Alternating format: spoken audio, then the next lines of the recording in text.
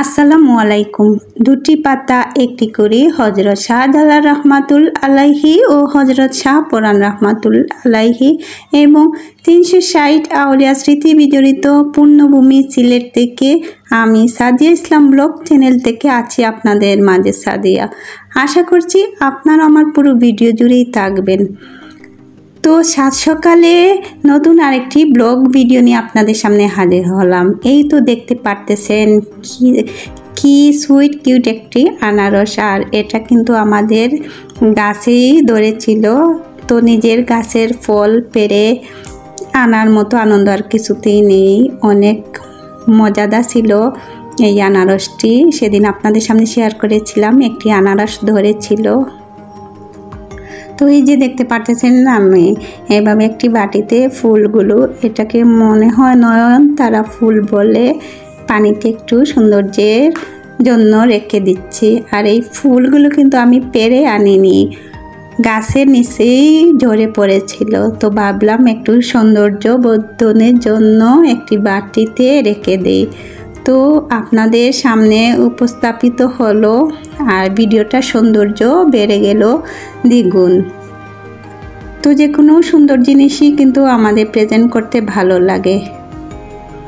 আর আমি এই যে দেখতে পারতেছেন ময়দা মতে নিচ্ছি একটু লবণ দিয়ে, আর লবণটা ময়দার সাথে খুব ভালো করে কিন্তু মিলিয়ে নিচ্ছি হাত দিয়ে নাড়াচাড়া করে। তারপর এখানে একটু তেল দিব।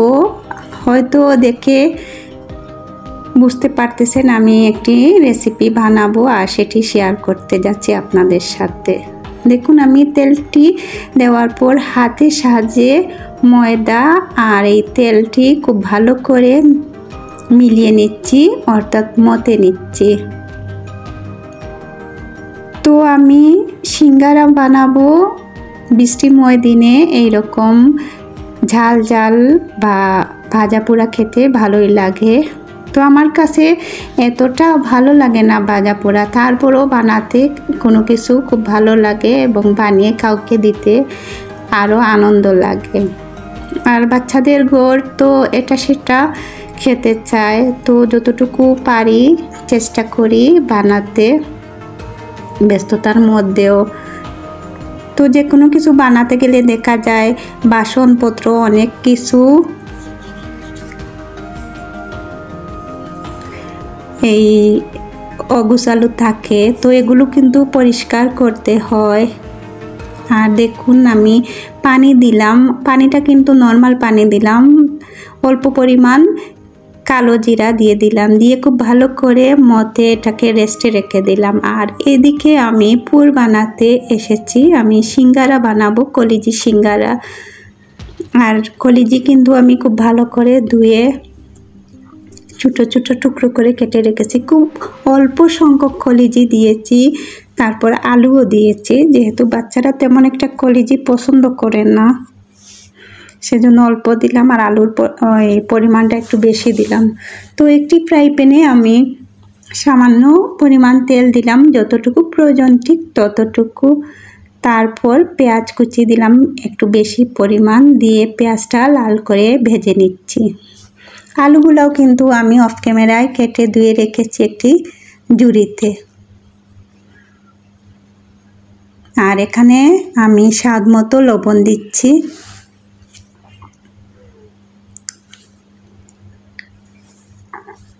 এখন আদা রসুন বাটা দিচ্ছি 1 চামচ করে, 1 চামচ বলতে 1 চা চামচ করে দিচ্ছি, দিয়ে এই পেঁয়াজটার সাথে ভালো করে মিলিয়ে নেব। আর কলিজি কিন্তু আমি সেদ্ধ করি নাই, শুধু গরম পানি দিয়ে একটু ক্লিন করে রেখেছি এক সাইডে।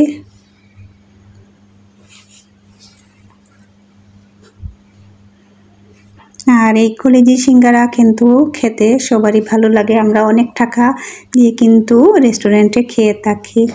এখানে আমি গরম মশলা গুঁড়া, 5 ফোড়ন গুঁড়া, তারপরে জিরা গুঁড়া দিচ্ছি।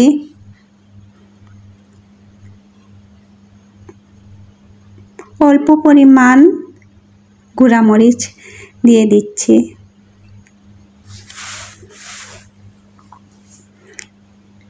দিয়ে খুব ভালো করে মশলাটা ভেজে নেব। আর চিলি ফ্লেক্স দিচ্ছি।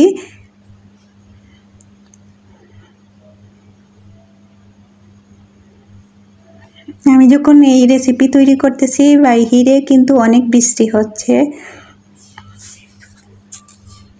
বৃষ্টির দিনে ঘরে বসে বসে মনে হয় যে একটা কিছু খাই, যে কোনো কিছু খেতে মন চায়।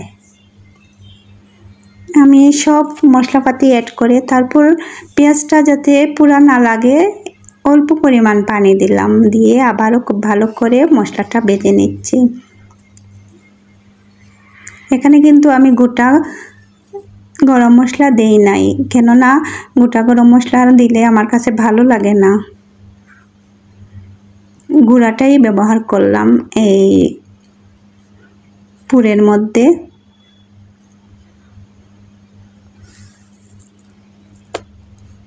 আর এই তো কলিজি দিয়ে দিলাম খুব অল্প পরিমাণ, আমি তো আগেই বলেছি খুব অল্প পরিমাণ দিয়ে খুব ভালো করে মশলাটার সাথে মিলিয়ে নিচ্ছি।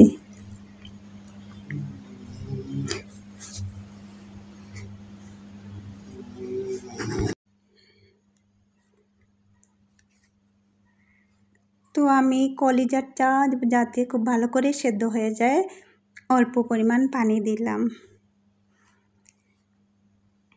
জীবনের লড়াইয়ে কেউ বা জিতে কেউ বা হারে, তবুও থেমে থাকতে নেই। জীবন মানেই এগিয়ে যাওয়া, দুঃখ পেলে থামতে নেই। খারাপ সময়ের মধ্য দিয়েই ভালো সময়ে দেখা মিলে, তাই না? তো জীবন মানেই এগিয়ে যাওয়া।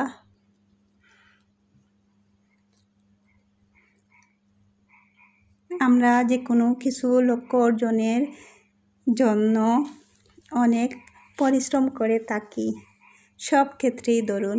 আর ঠিকমতো লক্ষ্য এবং পরিশ্রম করে যেতে পারলেই আমরা আমাদের নির্দিষ্ট গন্তব্যে পৌঁছতে পারি।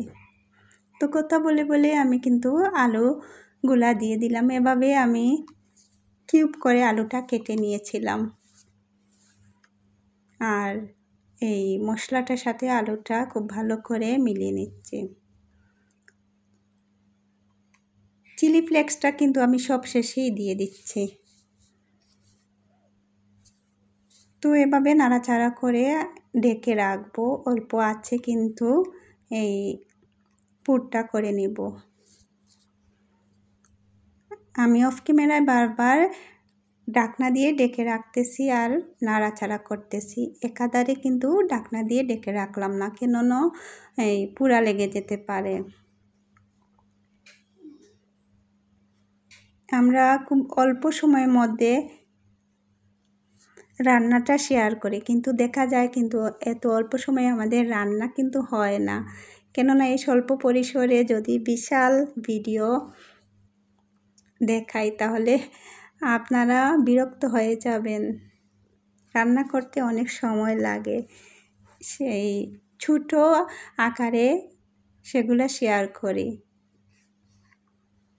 তো দেখুন আমি আবারও ঢাকনা দিয়ে ঢেকে রেখেছি। এক পর্যায়ে কিন্তু আমার হয়েও যাবে। আমি আবারও একটু পানি দিয়ে দিলাম যাতে একটু মাখা মাখা হয়ে যায়, তাহলে সিঙ্গারার পুরটা খুব ভালো করে হবে।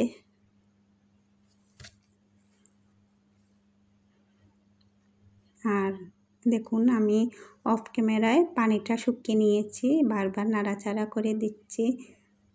তো একটু এইভাবে আমি ভেঙে ভেঙে দিচ্ছি, তাতে করে দেখা যাবে খুব সুন্দর করে সেট হবে সিঙ্গারার মধ্যে এই পুরটি।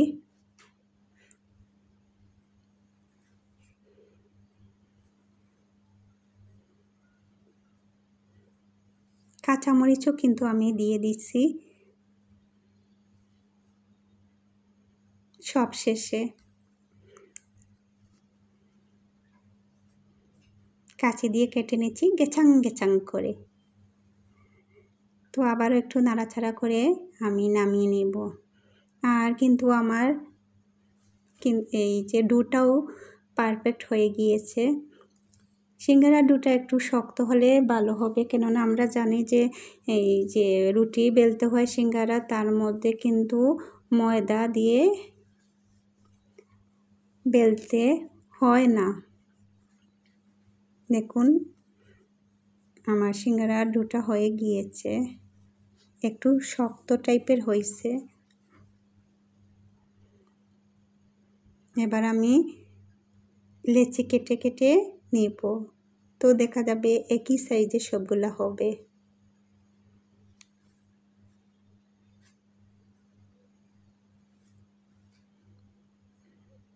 এবার আমি যে ছোট ছোট রুটি করে বেলে নেব।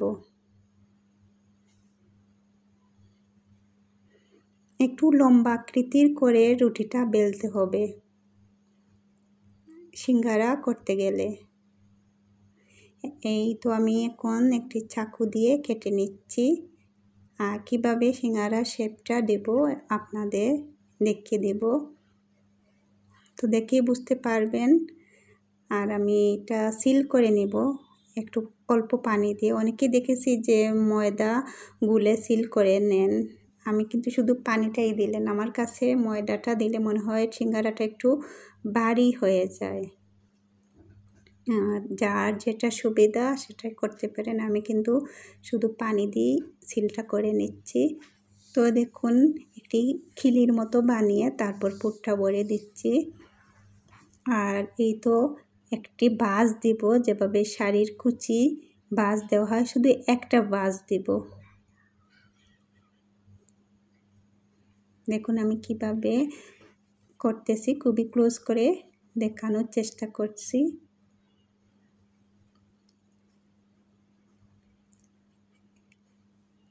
তিনটা কোনাই আমি মিলিয়ে নিচ্ছি একটার সাথে আরেকটা।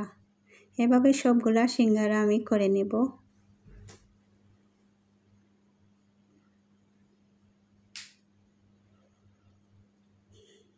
এই দেখুন সবগুলা সিঙ্গারা করে নিয়েছি।